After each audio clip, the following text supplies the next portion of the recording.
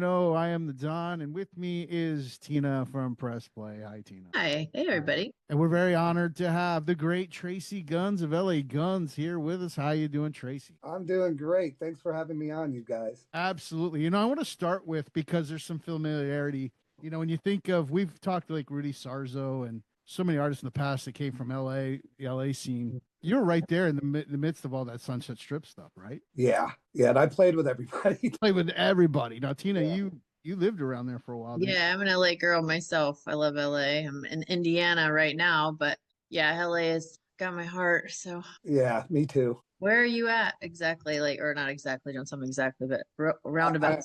I'm right under the Hollywood sign in the trees somewhere. Gotcha. Last place I lived there was right at the corner of the Grove and Beverly, right? Oh, that's nice. I go down there a lot. I love the area. I kind of grew up down there. I went to Hancock Park Elementary School, which is right below 3rd Street. Yeah, I noticed that you went to school at Fairfax, which is where my son went to high school too. So yeah. There you go. Yeah.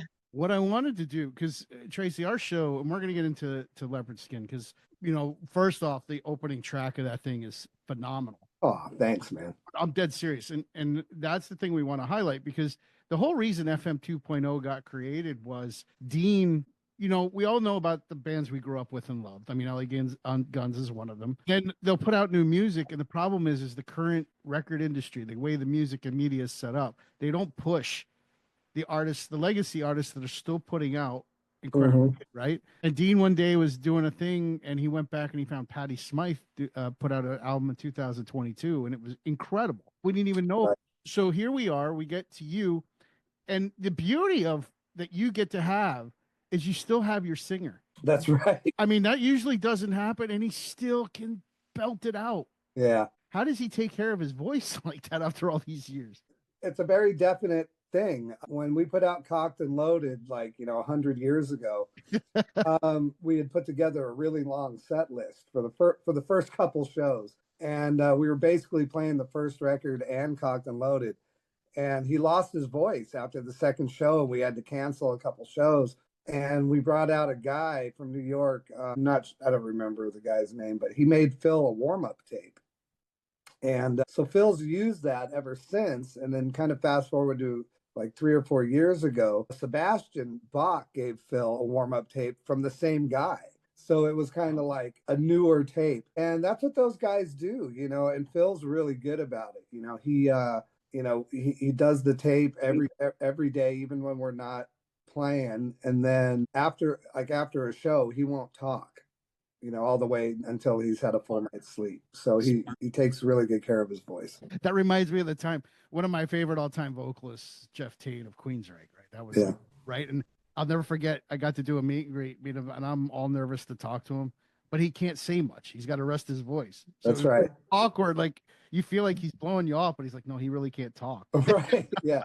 No, it is awkward, because on nights off on the bus, Phil will be having a glass or two of wine and laughing, and he's a pirate. And then you forget that the next night after a show, and you're driving and watching something funny, and you're like, hey dude, blah. And he's like, it's like he's so disciplined. Well, let me ask you, in the songwriting process right now, over the years, did you write songs to Phil's voice?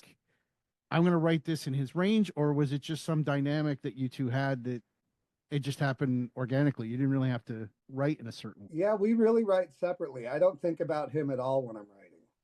To be just really honest.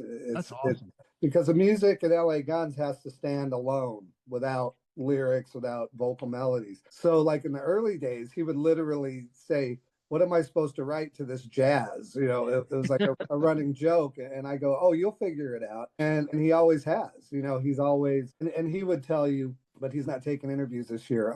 But he would tell you the same thing, that the way that I write really pushes him to an uncomfortable level where really cool stuff comes out. And I think he gets frustrated at times and then really pushes. And it's amazing. Our chemistry really works. Jump in here. I've always wondered about the guitar players. It seems to me every time I see someone live, especially guitar players, when you're playing, it's like, do your fingers hurt at the end of the night? No, not so much, but they get dehydrated. Really? Yeah. And they have forever. So do a show, and it doesn't matter whether it's hot or cold or anything. But after, really working your hands out, they let you know, like, hey, you need to drink a lot of water because they start cramping. But as far as like, physical pain or anything like that, I think that only happens the first 2 weeks you're learning how to play guitar. I've always wondered that. I'm like, man, the strings that are breaking and all this other stuff. It seems like that would hurt. Like eventually your hands would just be like, ow. Well, you build up these calluses, first of all, that mine are so soft now, like you can't even tell, but it's like there's a whole quarter-inch, dead skin at the tips of my fingers, and there's no feeling there, which is really strange, right? There's no feeling at the tips, but the physical workout of the hands, that's a real thing, right? Working any muscles in your body, after you do it enough, they go good, and fingers are no different. So like you'll see people talking about warm-up techniques and stuff to play guitar, and it's really good to stretch your fingers before you play and to warm up and do all that stuff. Because if I go on cold, it takes me 2 songs and then I'm comfortable. But if I warm up, it's from the first note. It's good. So yeah, they're full of little delicious muscles.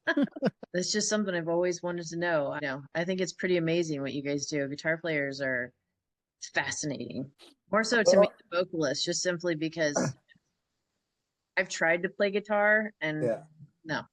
And I play piano, but I can't play guitar. Well, it's the first 2 weeks, you got to get past this extreme pain. It's kind of like when I buy my Red Wing leather boots, and I buy them like every 10 years. That first month is excruciating. And then the one day comes where they just fit perfect. And that's kind of like playing guitar. You got to get through that first period, and then you're home free after that.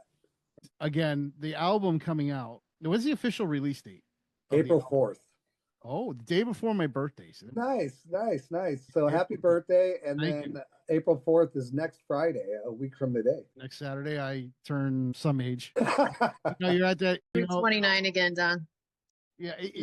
Once you hit 50, you just don't care anymore. Yeah, pretty much. I don't want to know anymore. Yeah, I don't want to know anymore at all. Now, let me back up a little because the album. Oh, and let me just say, because you're here, and I don't know when I'll ever have a chance again, but there, how you probably have this with bands that aren't that wasn't your band of songs so a song like Never Enough, right? Uh-huh. Or Kiss My Love Goodbye. Those were songs that going through my teenage years were so, especially Kiss My Love Goodbye. If you go through a breakup or whatever, and those are songs we need. And I always say to people is that the greatest thing about music is you're never alone. The artist has gone through a pain or something, and they're putting it out there for you so that you can know you're not alone. I don't think you're ever alone when you got music, because somebody's experienced what you're going through right now. 100%. That is 100% true. Right. And so I because I have you here, I want to thank you for those songs like Kiss Your Love. Hey, even Sex Action. Because that song has the best riff. Right.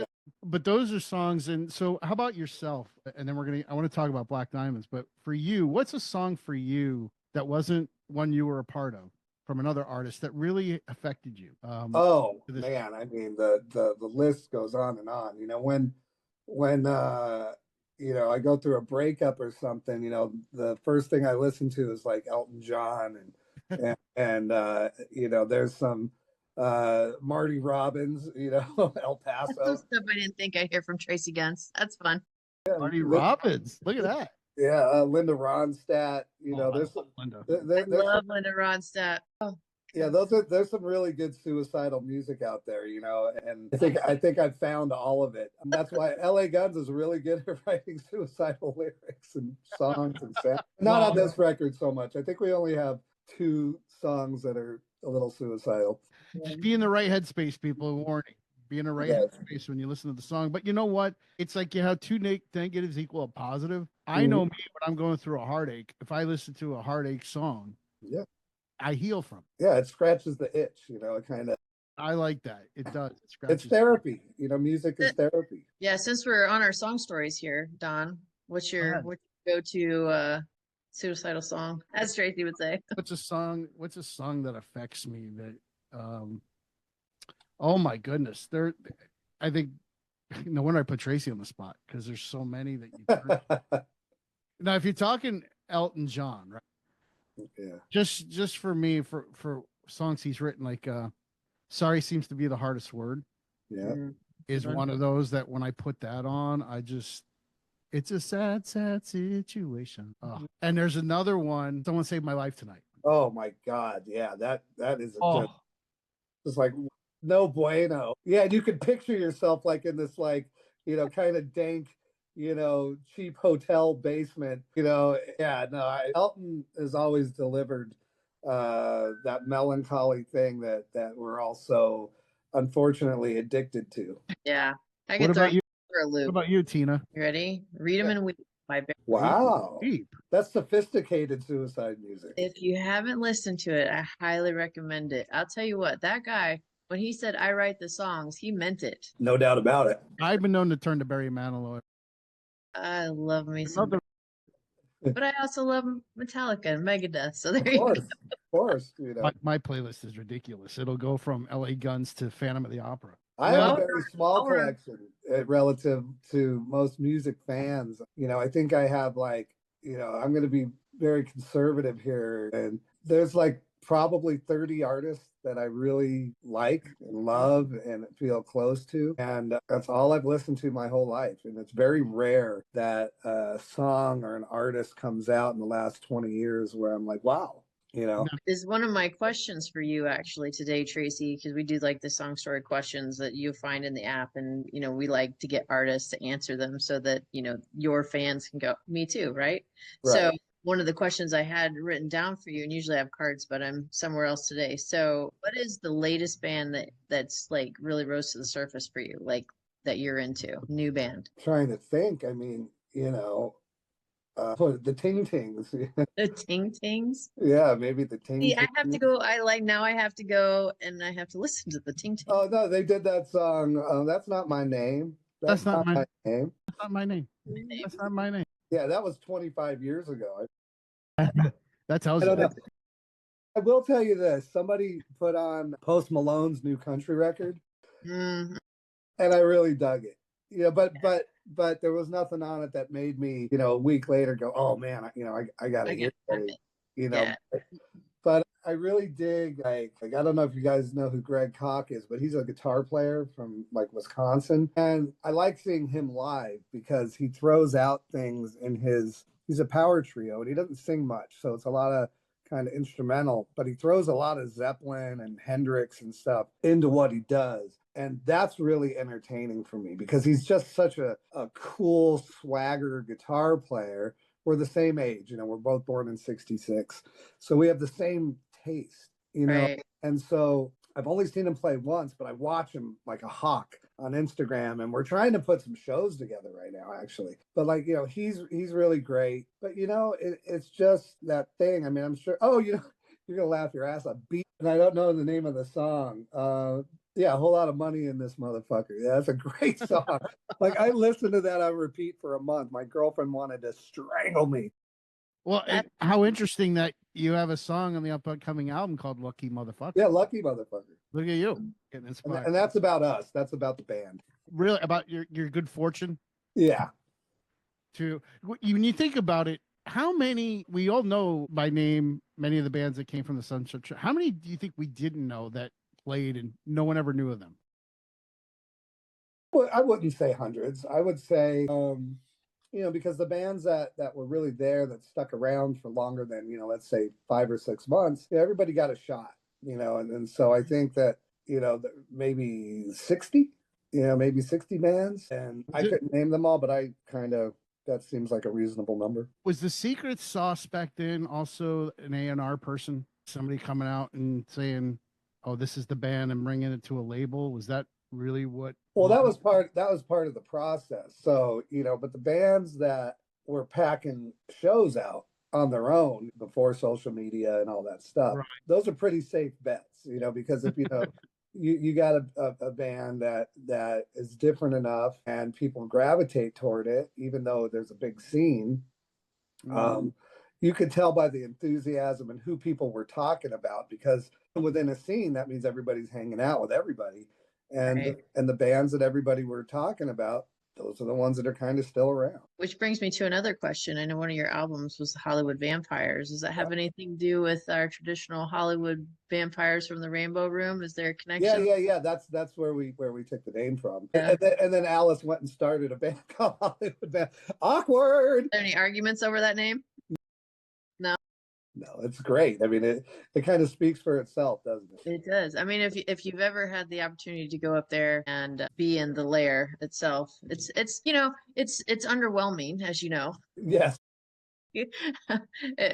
Have you been there, Don? Have you been? Are you about to pull a Wizard of Oz? It's an old ship, is what It's it an is. old ship, yeah.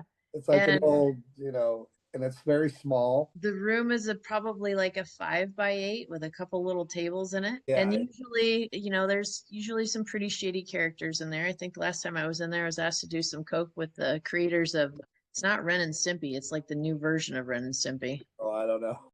So there's that and that one. Yeah, I mean, that's kind of par for the course up there. That was like a safe haven for drug abuse and orgies. Exactly. We gotta talk about, well, we talked about Lucky Motherfucker and really kind of your body self-described it, but I wanted to talk about Taste It, because this, I'm a put an album on, start at track 1 to the end. I don't do these things you can do now where you can go 1 to 7 to 3 to 4. Right. I don't. That's why we make albums. Well, right, because an artist puts the track listing in order for a reason. And I think Taste It was a great way to kick off, because it got me hooked immediately. Right out of the gate with this song. What I wanted to do with you here, I wanted to play the intro of it, because that's part of the fun is the music part of it. Tina, you probably I don't know if you've heard it yet or not, but I think this thing is phenomenal. It basically, I'm not gonna do the whole intro because it starts with some kind of radio show contest type thing. Right.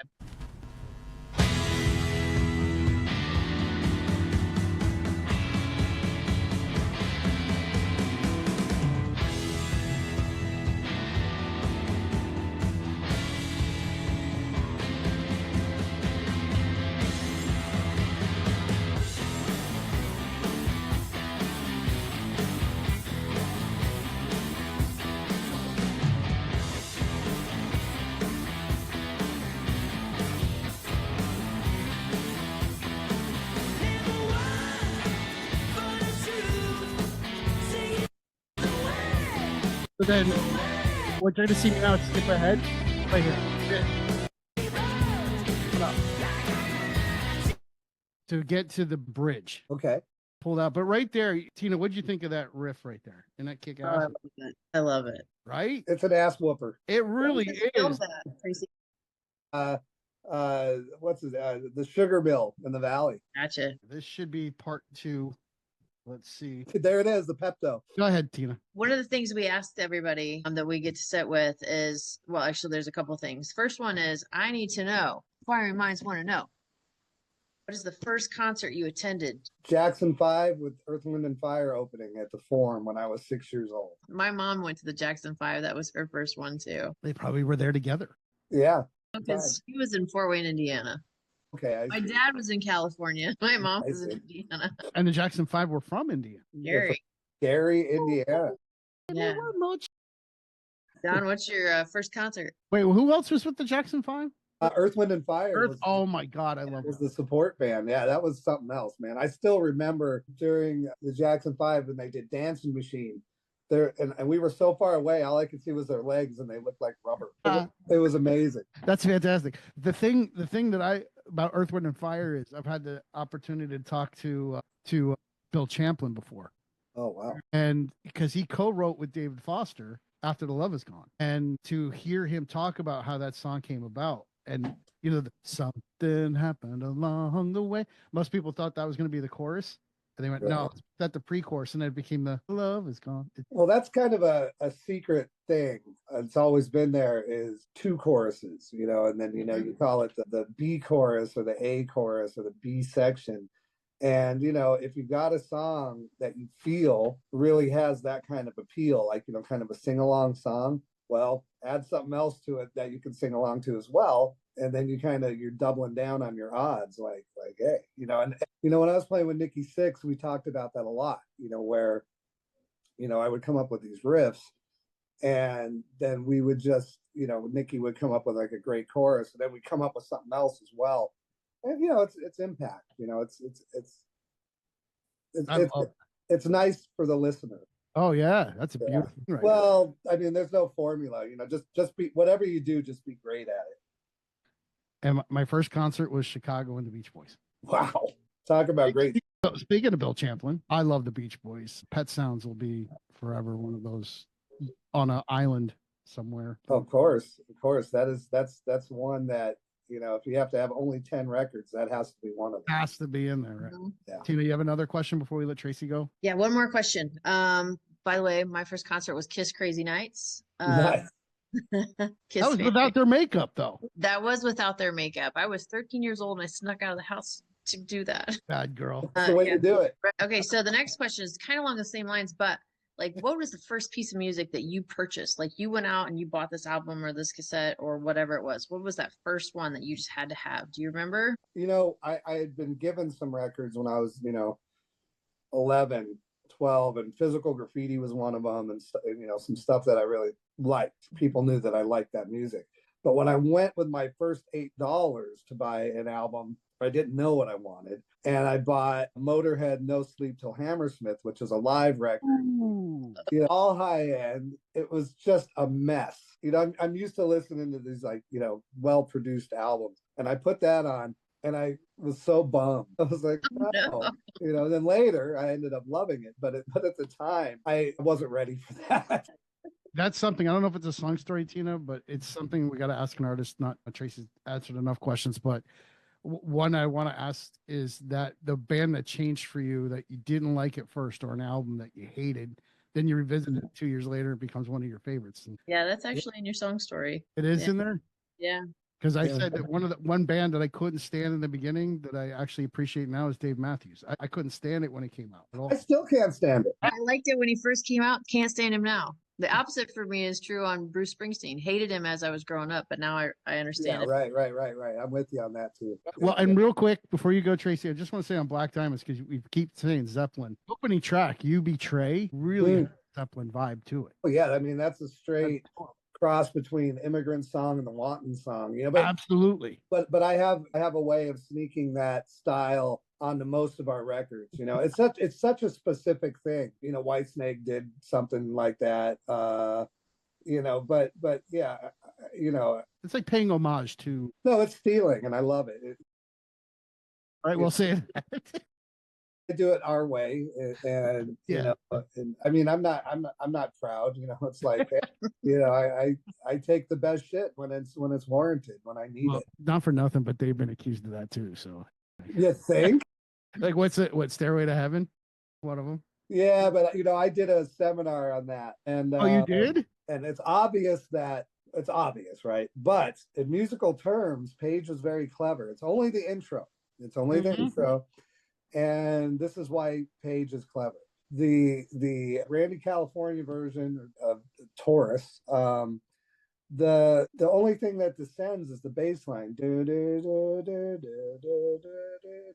Right. Mm-hmm. Page changes a chord every time the bass line descends. It's not the same, and that's why they won. But that was like, then the same could be said for Cheap Trick's The Flame, because Spirit, it's nature's way. Yeah. Has that same, and I love The Flame. I love both songs, but it's just, But Cheap Trick didn't write The Flames. So like they're off the hook completely. Okay, we'll do this song. Who wrote it? I don't remember, but they weren't happy. We did that tour. We were on the Flame tour, and they just cursed that fucking thing. It was such a big hit, and they played it every night, and it sounded amazing. Robin really put his heart into it, but off stage they were like, God, we're gonna damn song again. Yeah, I love those guys. Now you had me. I'm gonna just real quick, just for my own sanity, and then I'm just gonna say, Tracii, thank you. We have. So Lap of Luxury was the album. I just was curious who wrote it, because that blew my mind. I thought they did it all. No, Bob Mitchell and Nick Graham. There you go. Wrote the song. How about that? Yeah. So yeah, they were like, Not my fault. Yeah, not my fault, man. Those two guys right over there. They go sitting there eating a pizza. Those guys. Yeah, leave that stealing shit to Tracii Guns. He's better at it. Thank you, Tracii, for your time. This was a blast with you, man. Yeah, your album's coming out on the 4th. Yeah. Yep. When are you guys gonna start touring again? April 22nd, we start at Jurgles somewhere on the other side of the United States, and then we're going. And then we just keep going. You get tired of the road at all? No. That's beautiful. Yeah. No, I mean, I'm addicted to playing the guitar, so like that's where I get to do it. Right, for sure. Oh, that's my happy place. I'll come check you out for sure. All right. Yeah. And I'll go check out the Press Play app. Do it. Oh man, if we saw Tracii Guns had a profile on there. Yeah, that'd be really cool. If you could my story and I could be like, hey, Tracii Gun is on Press Play. Everybody loves Tracii Guns. Go follow him. And it does ask some really interesting questions and gives your audience an insight into your music preferences. And that's pretty cool, I think. You'll know me because my bio will be thief. Okay. But a good. I only steal from the best. Why bother with anything less? Thank you, Tracii. Thank you, Tracii. Man, talk to you guys soon. Thank you guys. Thank you so much.